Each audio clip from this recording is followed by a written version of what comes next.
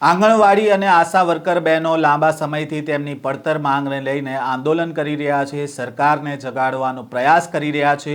વિપક્ષના નેતાઓએ પણ તેમનો અવાજ ઉઠાવ્યો, પણ આ અવાજ સરકાર સુધી પહોંચ્યો નહીં।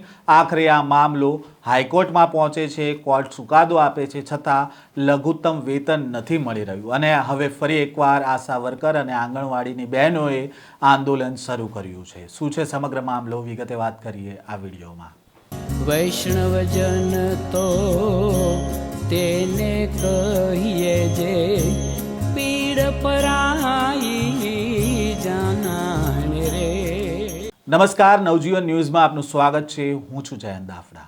અમદાવાદ કલેક્ટર કચેરી ખાતે રાજ્યભરની આંગણવાડી બહેનો અને આશા વર્કર બહેનો પોતાની પડતર માંગણીઓને લઈને એક દિવસના પ્રતિક ઉપવાસ ઉપર ઉતર્યા હતા। નામદાર હાઈકોર્ટના ચુકાદા બાદ પણ લઘુત્તમ વેતન આપવામાં ન આવતું હોવાનું આંગણવાડી અને આશા વર્કર બહેનોએ કહ્યું હતું અને આ મામલે સરકાર સામે વિરોધ પ્રદર્શન કર્યું હતું। છેલ્લા લાંબા સમયથી પડતર માંગણીઓને સરકાર પાસે રજૂઆત કરવા છતાં સરકારે માંગણીઓ ન સ્વીકારતા હવે આશા વર્કર બહેનો અને આંગણવાડી બહેનો રસ્તા ઉપર ઉતરી આવ્યા છે। તેમજ હજુ પણ જો સરકાર માંગણીઓને નહીં સ્વીકારે તો આ બહેનો છે સરકારની ખુરશી હલાવી દેશે તેવી ચીમકી પણ ઉચ્ચારી છે। રાજ્યભરના અલગ અલગ જિલ્લાઓમાંથી આંગણવાડી વર્કર અને આશા વર્કર બહેનો અમદાવાદ આવ્યા હતા અને 2 દિવસના પ્રતિક ઉપવાસ કરવાની મંજૂરી માંગી હતી, પરંતુ માત્ર 1 દિવસના પ્રતિક ઉપવાસ પર બેસવાની મંજૂરી મળી હતી, જેથી મોટી સંખ્યામાં આશા વર્કર બહેનો અને આંગણવાડી વર્કર બહેનો છે તેમણે અમદાવાદ કલેક્ટર કચેરી ખાતે ધરણા પર બેઠા હતા અને 1 દિવસના પ્રતિક ઉપવાસ ઉપર બેસીને સરકાર સમક્ષ પોતાની પડતર માંગણીઓ સ્વીકારવામાં આવે તે પ્રકારની માંગ કરવામાં આવી હતી। પહેલાં તો આ સમગ્ર મામલાને લઈને શું કહી રહ્યા છે આશા વર્કર બહેનો અને આંગણવાડીના બહેનો, તેમને સાંભળીએ। અમારી મુખ્ય માંગણી તો 18 જેટલી છે, પણ હાલ જોવા જઈએ ને તો જે બહેનો ગળે આવી ગયેલી છે એ પ્રશ્ન અમારો છે। એક તો મોબાઈલનો કે સરકાર બધું ડિજિટલ કામગીરી ઓનલાઈન મોબાઈલથી કરાવવામાં આવે છે। બાળકોથી કેન્દ્રથી માંડીને બાળકોના વજન ઊંચાઈ નાખો, બાળકોના પોષણ આહાર નાખો, બાળકોના ફોટા નાખો, પ્રવૃત્તિના ફોટા નાખો, મંગળદિનના ફોટા નાખો, સેશનના ફોટા નાખો, આ તમામ ફોટા પ્રવૃત્તિઓ ઓનલાઈનમાં જાય છે। સરકારે મોબાઈલ આપ્યા નથી, 2019માં મોબાઈલ આપેલા એ અત્યારે બગડેલી હાલતમાં પડેલા છે। બહેનો અત્યારે પોતાના પર્સનલ મોબાઈલથી કામગીરી કરે છે અને એમાં પણ આટલી બધી એપ્લિકેશનો સરકારે લાવીને મૂકેલી છે, એટલે બહેનોનાથી એ કામગીરી એટલી બધી પૂરી જ નથી થઈ શકતી। મોબાઈલો પણ હેંગ થઈ ગયા છે। સરકાર પાસે ગ્રાન્ટ આવીને પડેલી છે, આજે 2023માં ગ્રાન્ટ 22માં ગ્રાન્ટ આવેલી એ અત્યારે સરકાર પાસે છે, પણ તેમ છતાં સરકારને મોબાઈલ ખરીદી આપવાનો ટાઈમ નથી મળતો બહેનોને। એટલે મહેરબાની કરીને સરકાર પહેલા તો મોબાઈલ આપે તો બહેનો વ્યવસ્થિત કામ કરે। બીજી અમારી માંગણી છે કે ગુજરાત હાઈકોર્ટે જે હુકમ કર્યો છે 24,800 વર્કરને અને 20,300 હેલ્પરને જે વેતન ચૂકવણું કરવું જોઈએ, એનો અમલ સરકાર કરતી જ નથી અને કયા કારણથી નથી કરતી એ તો સરકારને જ ખબર હોવી જોઈએ। પણ અમારી માંગણી છે કે જે બહેનો કામગીરી કરે છે, આજે તમે જે સરકારી કર્મચારી જે કામ નહીં કરતો હોય એ તમામ કામગીરી આંગણવાડી વર્કર બહેનો કરે છે। આ બાળકોના પોષણથી માંડીને આરોગ્યથી માંડીને લાભાર્થીના આરોગ્યની ચિંતા કરતી હોય તો આંગણવાડી વર્કર હેલ્પર છે। બીજી બાજુ જે બીએલઓની કામગીરી છે, રાષ્ટ્રીય કામગીરી, એ પણ આંગણવાડી વર્કર હેલ્પરો કરે છે।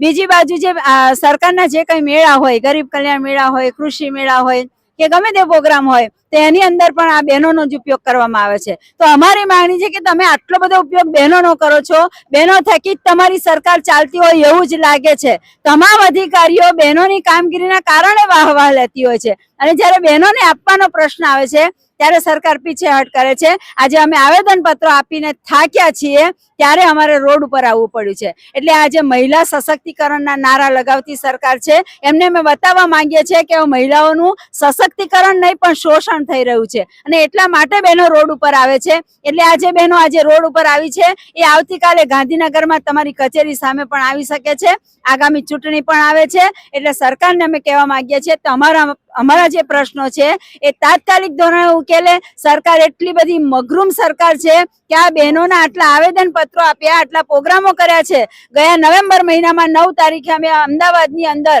પરમિશન નહોતી આપવામાં આવી, તેમ છતાં પણ 20,000 બહેનો અહીંયા ભેગી થઈ હતી અને ધરણા કર્યા હતા આખા દિવસના। તેમ છતાં પણ મુખ્યમંત્રી અમારી સાથે બેઠક કરવા પણ તૈયાર નથી, મહિલા બાળ વિકાસ મંત્રી પણ બેઠક કરવા માટે તૈયાર નથી. એટલે સરકારનો ઈરાદો શું છે સરકાર જાણે, પણ અમે જે બહેનો કંટાળી ગઈ છે એ હવે ગળે આવી ગયેલી છે અને હવે આપઘાત કરવાની કોશિશ કરી રહેલી છે, ત્યાં સુધીની હદ આવી ગઈ છે. એટલે સરકાર અમારું નિરાકરણ લાવે, અમારા પ્રશ્નો ઉકેલે અને જે હાઈકોર્ટે હુકમ કર્યો છે એનો વહેલામાં વહેલી તકે 6 મહિનાની મુદત આપેલી છે, 6 મહિના પૂરા થવા આવ્યા છે, એટલે સરકાર એનો વહેલામાં વહેલી તકે એનો અમલ કરે. આવતીકાલે ગાંધીનગર જવાની વાત છે, તો ત્યાં કોઈ આક્રમક તમે કોઈ કાર્યક્રમ આપવાના હોય, સચિવાલય સુધી પહોંચવાનો કોઈ પ્રયાસ હોય? અત્યારે તો એવો અમારો કોઈ ઈરાદો નથી, કારણ કે અમે 2 દિવસનો આ પ્રોગ્રામ નક્કી કરેલો હતો, પણ અમને પરમિશન જ આપવામાં ના આવી. આજે અમદાવાદની અંદર અહીંયા 2-4 કલાકના ધરણા કરવાની અમને પરમિશન આપવામાં આવી. સરકાર એમ કે છે કે બહેનોને ચૂલા ફૂંકીને આંખો ના દુખે એટલા માટે ગેસ આપવામાં આવે છે, બહેનોની ચિંતા કરે છે. તો આ બહેનો નથી, આ શું ભાઈઓ છે? આ જ બહેનો આજે તડકામાં અહીંયા બેસી રહી છે, મંડપ બાંધવાની પણ છૂટ આપવામાં નથી આવી. એવી જ રીતે આવતીકાલે આટલી બધી રિક્વેસ્ટ કરી છે, ત્યારે આવતીકાલે ગાંધીનગરમાં પણ એ જ પોઝિશન છે કે બેસવા માટે ધરણા માટેની પરમિશન આપવામાં આવી છે, એ પણ મંડપ સિવાય નહીં. એટલે બહેનો ખુલ્લામાં તડકામાં બેસવાની છે. પણ કાલનો દિવસ અમે આ રીતે પ્રોગ્રામ કરી લેશું, પણ આગામી સમયમાં અમે સરકારને બતાવી દેશું કે હવે આ બહેનો એટલી બધી કંટાળેલી છે અને પરમિશનો તો આપવામાં આવતી જ નથી, તો હવે અમે પરમિશનની રાહ જોવાના જ નથી. અમે અમારા જે પ્રોગ્રામો છે અમે હવે કરે જ રાખીશું, જ્યાં સુધી અમારી માંગણીઓ નહીં સંતોષાય ને ત્યાં સુધી અમે આ રીતે લડતા જ રહેવાના છે. આશા વર્કર અને આંગણવાડી વર્કર બહેનોએ દાવો કર્યો છે કે બાળક દીઠ શાકભાજીના 10 પૈસા અને તુવેર દાળના 60 પૈસા, ફ્રૂટના બાળક દીઠ 3 રૂપિયા આપવામાં આવે છે. હવે આટલા ભાવમાં કુપોષણ કઈ રીતે દૂર કરી શકાય? તેમજ આશા વર્કર બહેનોને અને આંગણવાડી વર્કર બહેનોને ઓનલાઈન કામગીરી સોંપવામાં આવી છે અને દરેક કામગીરી ઓનલાઈન કરવાની હોવાથી મોબાઈલ આપવામાં આવે તેવી પણ તેમણે માંગ કરી રહ્યા છે. અને મોબાઈલ આપવામાં ન આવતા ડિજિટલ કામગીરી કરવામાં બહેનોને તકલીફ પડી રહી હોવાનું પણ તેમણે જણાવ્યું હતું. જેથી વહેલી તકે ડિજિટલ કામગીરી કરવા માટે બહેનોને મોબાઈલ આપવામાં આવે તેવી માંગ છે તે કરવામાં આવી હતી. આમ ફરી એકવાર આશા વર્કર અને આંગણવાડીની જે બહેનો છે તેમણે સરકાર સામે વિરોધ પ્રદર્શન કરી રહ્યા છે અને પોતાની માંગણીઓ છે તે સરકાર સમક્ષ મૂકી રહ્યા છે. આ પ્રકારના સમાચાર અહેવાલ સાથે ફરી મળીશું. નવજીવન ન્યૂઝ સાથે જોડાયેલા રહેજો.